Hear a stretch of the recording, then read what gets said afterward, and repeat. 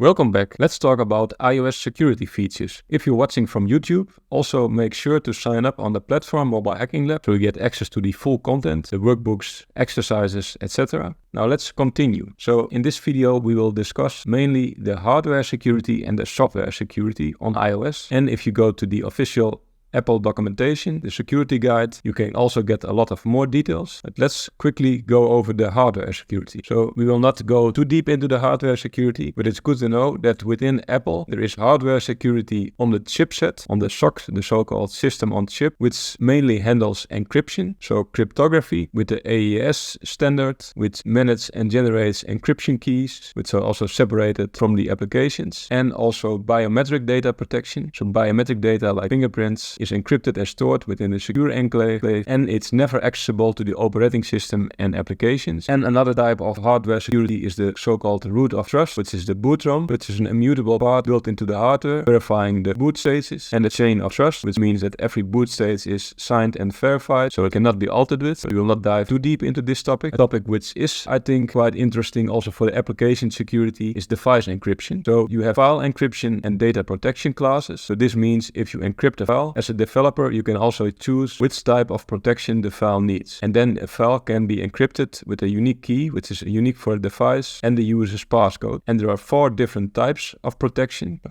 classes. So class A means complete protection, and class D means no protection. Also for the developer documentation about protecting the user's privacy, those same classes are mentioned. So no protection means the file is always accessible, even if you lock your device. And then there are some different types, like class B, for example, complete unless open. You can open existing files only when the device is unlocked. If you have the file already open, it's still accessible, even if the device is locked. And complete means the file is only accessible if the device is unlocked. So if you want to do something with file operations, data write, then you can say, I want this type of protection, complete file protection. That's a practical implementation. Now let's move on with the software security. So one important thing is the app sandbox, which means that each app has an isolated environment with a separate user. So each app by default can only access its own resources, and those resources are also split into different sections. So there is a bundle container which contains the packets with the app extension. There is a data container with different directories, and there could also be an iCloud container if you do something with cloud storage. And next to this, there is also resource access. So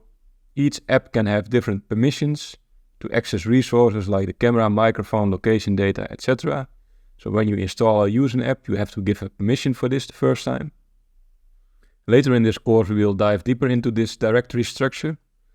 But to give you an image of these containers, so we have, for example, this bundle container with the app extension, which is located in private var containers application, then some random ID, and then the name of the application with the extension .app.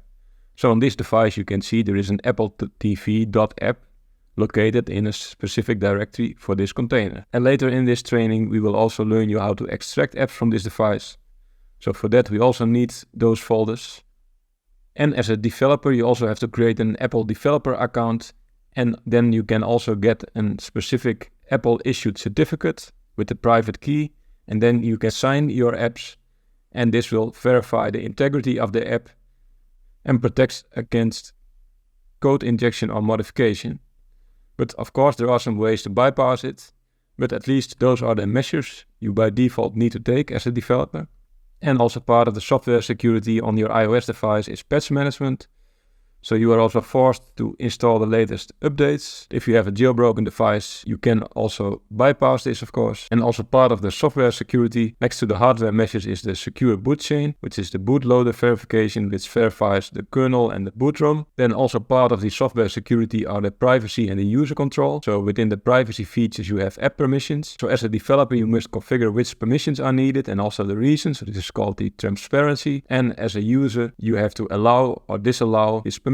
And for some permissions, there are also additional security measures like the app tracking transparency, as you can see on the screenshot, and privacy reports. So those are quite some security controls by Apple. And also for the network security, HTTPS is encouraged to use everywhere. And you also get a warning if it's not used. So I think the same as you can see in all modern browsers nowadays. And iOS also supports VPN and secure Wi-Fi connections. So those are all part of the secure communication, so not network security. And also for Wi-Fi, there are specific security features features like the MAC address randomization, so that you get a different MAC address every time you connect, for example. And there are also general exploit mitigations, which is, for example, ASLR, which is built in the kernel and can protect against memory corruption attacks, and exploits such as buffer overflows, that every time you start the app, the memory addresses are different. And also a known security feature, I assume, for Apple is that Apple is a lot more strict compared to Google, for example, with the App Store compared to the Google Play Store. So as a developer, if you want to build an app for iOS and for Android, then the process of getting your app approved in the App Store for Apple